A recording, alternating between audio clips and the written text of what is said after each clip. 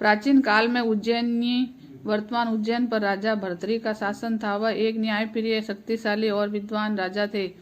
उनकी प्रजा उन्हें बहुत सम्मान देती थी और उनका राज्य सुख समृद्धि से परिपूर्ण था। लेकिन राजा भर्तृ का हृदय उनकी रानी पिंगला के प्रति अत्यधिक आसक्त था। राजा भर्तृ अपनी रानी से इतना प्रेम करते थे कि वह उनके बिना एक पल भी नहीं रह सकते थे। उनके लिए संसार की सबसे कीमती चीज उनकी पत्नी थी।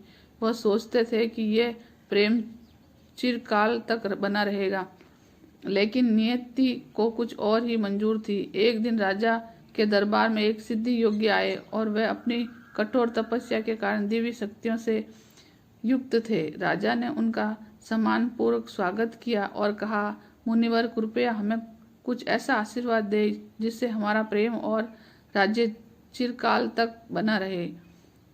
योगी ने प्रसन्न होकर राजा को एक दिव्य फल दिया और कहा, यह फल जिसे भी मिलेगा वह अमर हो जाएगा और उसका प्रेम अंत तक रहेगा। राजा इस फल को पाकर अत्यंत प्रसन्न हुए। उन्होंने सोचा कि यदि उनकी प्रिय रानी यह फल खा ले तो वह सदा उनकी रहेगी और वह उनका प्रेम अमर हो जाएगा। यह सोचकर उन्होंने प्रेम पूर्वक वह फल रानी पिंगला को दे दिया। लेकिन राजा को ये नहीं पता था कि उनकी रानी वास्तव में किसी और को प्रेम करती थी। रानी ने बिना देर किए वह फल अपने प्रेमी को दे दिया और वह प्रेमी भी किसी अन्य स्त्री से प्रेम करता था। अंततः वह फल घूमता घुमाता एक वेश्या के पास पहुंच गया। कुछ दिनों बाद राजा ने देखा कि वही फल एक वेश्या के पास है। जब उन्होंने पूरी सच्चाई जानने की कोशिश की तो उन्हें ये भयानक सत्य पता चला कि उनकी प्रिय रानी ने उन्हें धोखा दिया है। इस विश्वासघात से राजा भर्तृ को झंझोर कर रख दिया। जिनके लिए उन्होंने अपना सब कुछ न्यौछावर कर दिया वही उनके सच्चे नहीं निकले। उन्होंने लगा कि यह संसार केवल मोह और माया का खेल है। ये सोचकर वह अत्यंत दुखी हुए और उन्होंने अपने राज्य को, परिवार को छोड़कर संन्यास लेने का निश्चय कर लिया।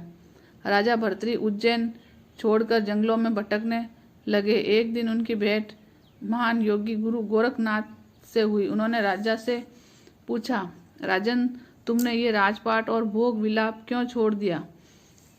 राजा ने सारा वार्ता सुनाया और कहा, मुझे अब इस संसार में कोई रुचि नहीं है।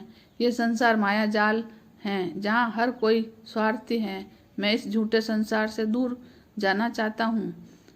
गुरु गोरखनाथ राजा की बात सुनकर मुस्कुराए और बोले, राजन, मोह माया से बचना चाहते हो तो सच्चे ज्ञान की खोज करो। जब तक मन मोह है तब तक शांति नहीं मिलेगी।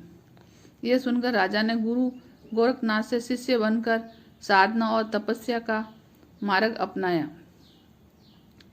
तो कथा अच्छी लगे तो लाइक और सब्सक्राइब कर दो।